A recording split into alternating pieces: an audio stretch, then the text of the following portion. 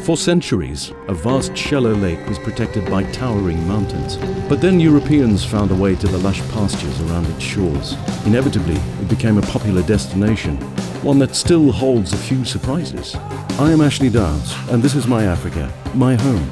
I dig deep into the past to make sense of the present. I explore the natural environment to find the driving force behind my continent's attraction.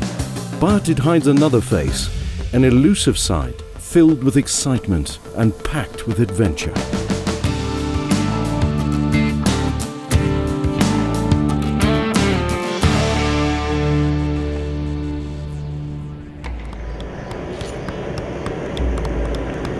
In less than 120 years after the first Europeans established a way station at the southern tip of Africa in 1652, explorers had already traveled and discovered more than 800 kilometers to the east of the Cape of Good Hope.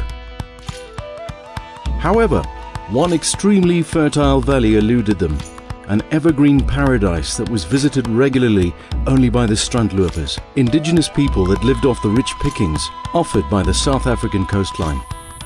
These high mountains and these deep ravines were largely unpassable by the early Europeans. The whole range is known as the Outeniqua Range, and it's named after one of the local tribes. It makes up the lush, dramatic coastal landscape that is part of the Western Cape Province.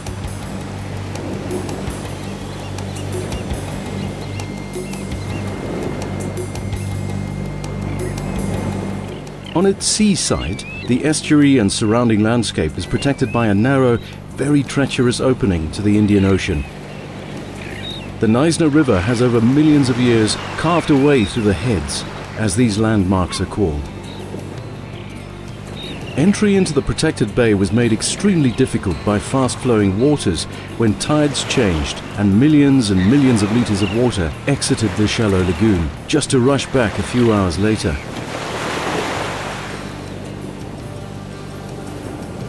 The Knysna Heads became infamous as a place where the turbulent ocean showed no mercy for man or sailing vessel. The first European to settle here was a guy called Stephanus de Blance, and he was granted a license for a year to set up a farm in this area known as Melkhout Kraal. Now the view is spectacular, and he obviously liked it because he stayed for 20 years. 34 years later, another man came along with a much greater commercial interest in this area, and his name was George Rex. George Rex had a keen business sense and saw an immense commercial opportunity in the lush forests that covered the Outeniqua Mountains. The logical conclusion to a man with such a business mind is to get into logging, and by 1817 the harbour is open. This must have been a common sight on the side of the road. But the harbour was a bit of a contentious issue. It was not really safe to enter the estuary, and neither did the fate of the first vessel that sought anchorage help to strengthen his case. The first ship to try and cross the sandbar was the Emu. Its attempt was a disaster, and it didn't bode well for the Knysna estuary to be used as a commercial harbour. But they soon found a way through the narrow opening that provides a passage from the Indian Ocean to the protected waters of the Knysna estuary, and it became the single most important trade route to reach the town. Knysna's newly built lumber yard and adjacent jetty became a buzzing hub for the timber and shipping industry. Thousands of trees were cut down to be exported to feed a wood-hungry world.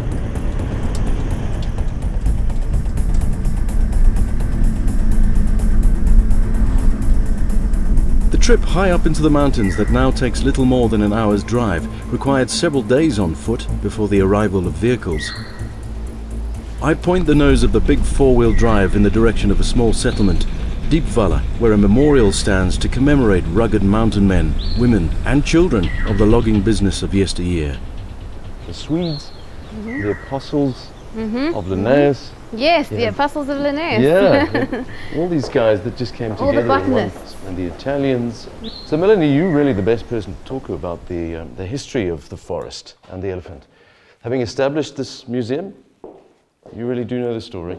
Yes, well, we designed this little museum to tell the story of the forest and of its history and its legends. So people can come in and take a walk through time in this timeline room and learn about the events that shaped the area and the forest. The little museum tells a story of people that barely managed to scrape a living out of logging. In contrast to George Rex and the Thiessen family that became extremely wealthy out of the timber business, only a minute portion of the vast fortunes that were made found its way to those who took all the risks. They were the Knysna forest woodcutters, fiercely independent people that lived by the saw and the axe. It often took them weeks to fell a single tree and cut it into manageable planks. In contrast to these hard men and women of the forests, timber merchants were almost as a rule stinking rich. A feat not so much achieved by a keen business sense, but the fact that they underpaid the woodcutters immensely. Knysna flourished compared to the adverse living conditions high up in the mountains. However, the big leveler does not know the difference between rich and poor. In 1839, George Rex dies of smallpox, and he's buried over here. And later, his son George Jr. and his wife also found a final resting place in this modest graveyard. If the surname Rex is intriguing, it was just as intriguing during his day. He didn't deny it. The rumors went around that he was the son of George III and a commoner by the name of Hannah Lightfoot, and he was possibly relegated to the colonies. All good and well, he became the proprietor and a landowner and changed the face of Knysna forever. He donated land for a church to be built, and 16 years later his son John built it right here. Here it is, St. George's Anglican, the first church built in Knysna. The plan for the building was adapted by Sophie Gray, wife of the first Anglican bishop in South Africa, and this landmark building was declared a historical monument, an impressive reminder of the early times of wealth and prosperity that Knysna experienced. However, the true wealth of Knysna was only recently comprehended. Some time ago I met Tracy Mainkeys, a representative of the Sustainable Seas Trust at the Knysna Lagoon in South Africa's West Cape province. The Knysna estuary has been declared a hope spot, along with 5 others in the country. The hope spots really are just a way of showing people that this is a place of great importance. It's well known already that the Knysna estuary has a vast amount of biodiversity. And according to many, this is where the true wealth of Knysna lies. And who better to show me this wonder than Tracy herself? I see something there down in the water. Shall we go have a look? Yeah, let's take a walk down there. Little hermit crab. All right. So this is a kind of indicator of the health of this place, yeah? Look, these guys are going to be eating all of your vegetation that's died off and gone to the bottom. So they're going to add to the recycling of all your leaf litter, adding nutrients back into the system. And on these muddy flats there are plenty of these crabs that live in discarded snail shells scurrying around. Now this little guy is a crown crab. They don't get much bigger than that. Mm-hmm. But another one of the fellas that's going to be eating the rotting vegetation at the bottom. Pretty much the same kind of stuff as the hermit crabs do. All the estuaries in South Africa are evaluated on a rating system from a grade A all the way down to a grade D estuary. The Knysna estuary is the top ranked one in South Africa, basically by means of biodiversity. The estuary itself falls within a national park, but unlike most of South Africa's protected areas, some species may be removed from the system. This includes bait for fishing as well. So what do the fishermen come here to collect? What are the bait? We have quite a few different types of bait throughout Knysna, and one of the ones that they like to collect here is the Moonshine Worm. Yeah. It's quite a beautiful little worm that actually is iridescent on the skin, and if the sun reflects on it the right way, it actually looks like a little bit of a rainbow. But you got to be careful of these guys, they bite. Yeah. And they've got a good set of chompers on them. Okay. One of the amazing things about this particular organism is that you have to obviously be very careful when you're pulling it out of its hole, because it can break in half or break into pieces. But like a starfish, it can regenerate.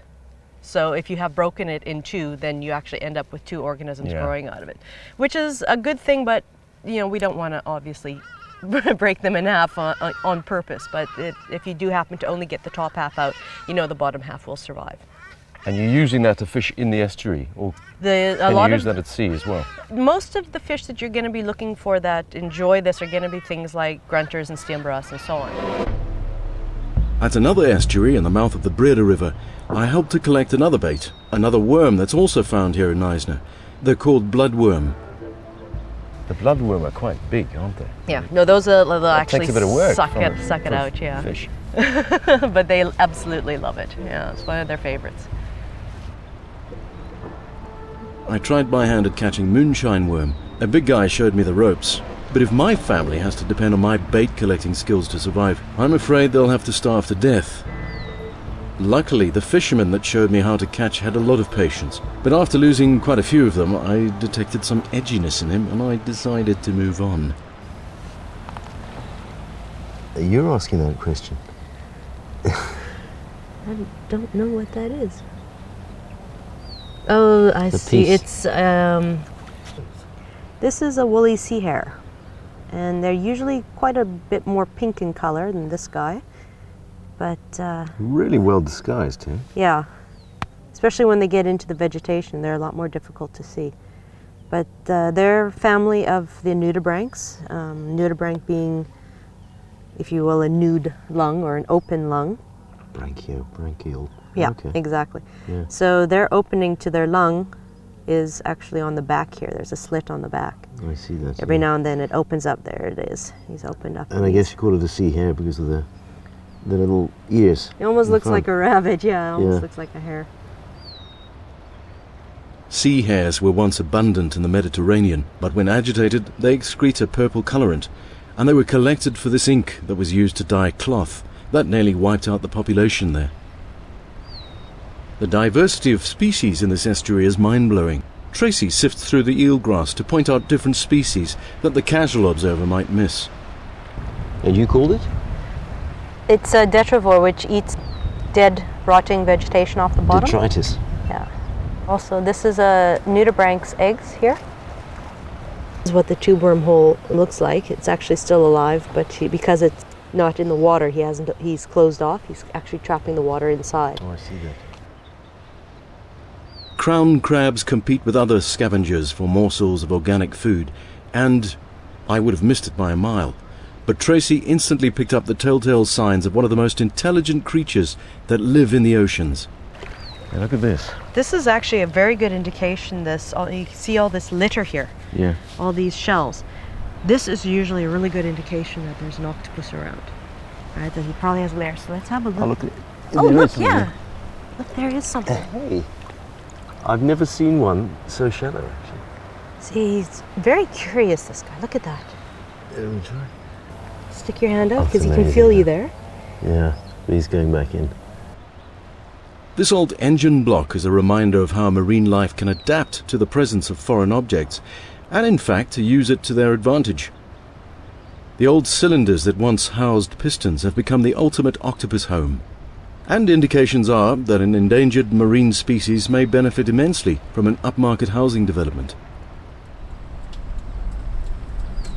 Beautiful homes were built on the banks of several channels that were dug on Teeson Island. Teeson Island only was developed in 2001. Yeah. So it's a new development. It's got 27 hectares of man-made canals in it. So that's 27 hectares of new environment for the seahorses, for other marine fauna. So what we are actually looking at is the role this tidal marina plays in the distribution of the seahorse. Okay. The Knysna seahorse's reaction towards their potential new habitat is watched closely by Lo and her team. They're not widespread.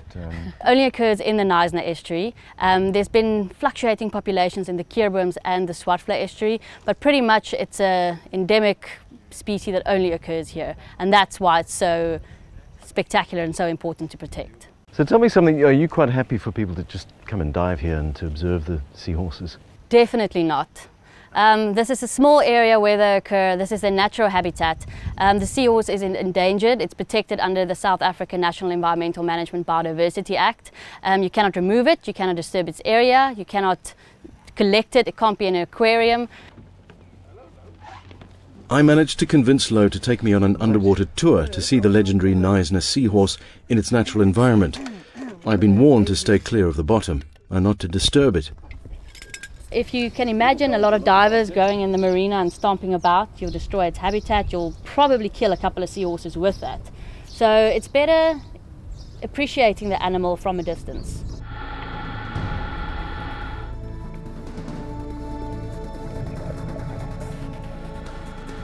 A thin layer of fine mud has settled on the bottom of the channels.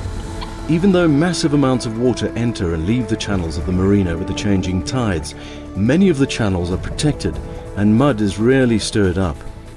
The visibility is thus not too bad, and seahorses prefer fairly clean water as they hunt on sight. Lo guides us through the channels. The bottom is covered in seagrass, and the diversity of life that has settled here in about 10 years says a lot about the health of the Knysna estuary as a whole. Several pinkish sea hares, family of nudibranches, a naked sea snail, are carnivorous and will eat almost any creature that crosses its way, even its own kind.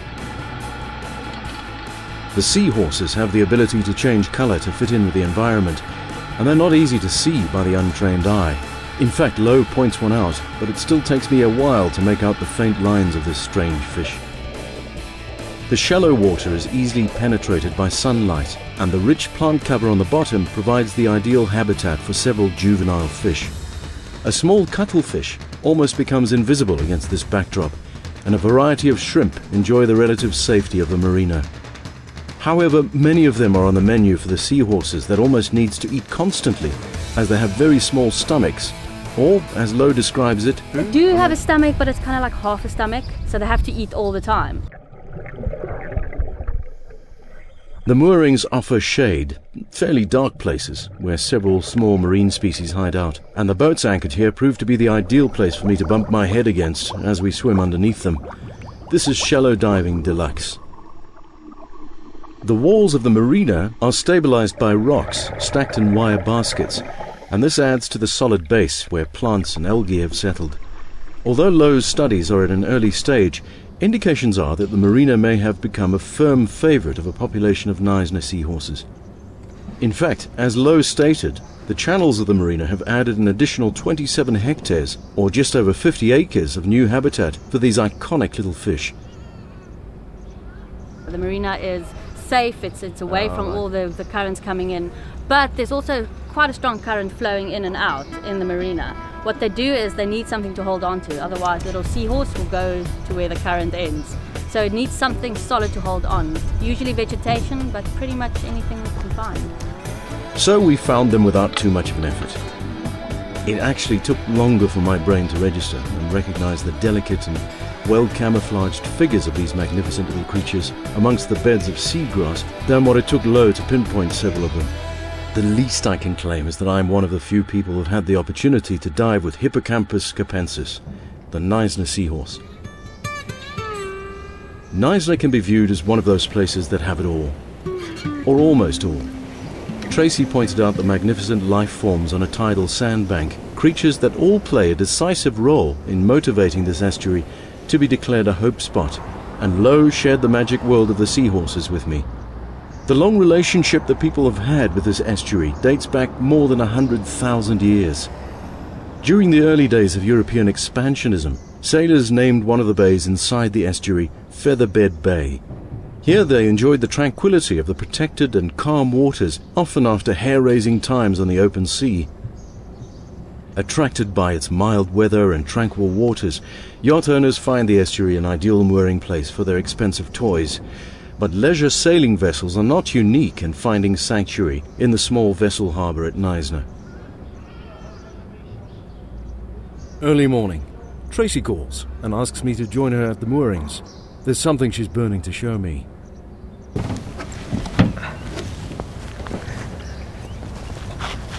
This is something special, huh?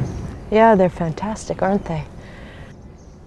Several blue stingrays were lying just underneath the surface against the harbour bank. This is a face that few people have seen. Why do they come in so shallow? No one actually really knows, but the belief is that because it's breeding season and it's a congregation for the purpose of breeding and for pupping. Many of the females show signs of pregnancy, a rounded bulge that indicates that there are pups on their way. They usually give birth in the summer months to 1 to 5 pups after a gestation period of 9 months. Which are the males and which are the females? The females, surprisingly, are the larger ones. They can be between 70 and 90 centimeters in diameter. The males are going to be much smaller, between 40 and 60. The males quite easily are recognized because they've got 2 claspers at the base of their tail. Yeah. And it looks like 2 fingers. And that is how you can differentiate between the 2. But the females you'll also see quite a bit on their discs. They'll have love bites from where the males have been trying to hold on to them. And most of these females that are here right now are pregnant.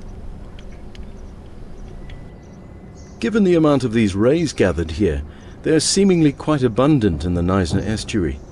I've counted in excess of 50 on some days, but this is not the only place that they are in the lagoon. There are several other areas where they are congregating also, so there's probably several hundred of them just in Knysna. We find that they're only here in spring. They've been here since about the middle of September, and they'll probably be gone by beginning of November. It's literally just for springtime. As far as I understand, they're deep water species. They're found in about 20 to 40 meters of water. So they'll head back out into the ocean when they're done here. They spend most of their lives out in open ocean. This is another one of those species that uses the estuary for part of their life cycle.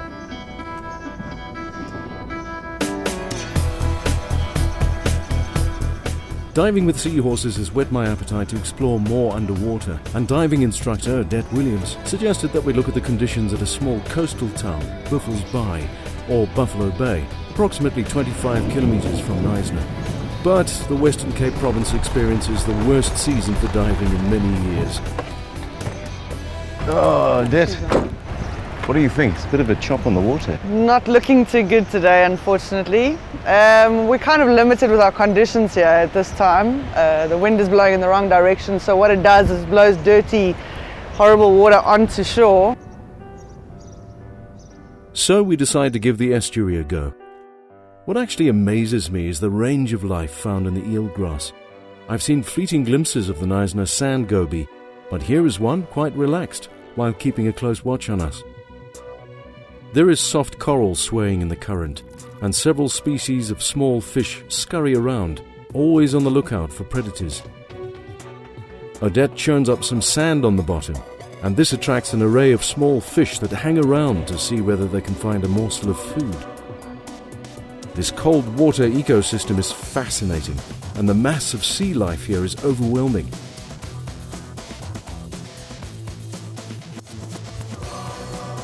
And then I see the faint outline of a ship that sunk here more than 100 years ago. But that's another story for another time.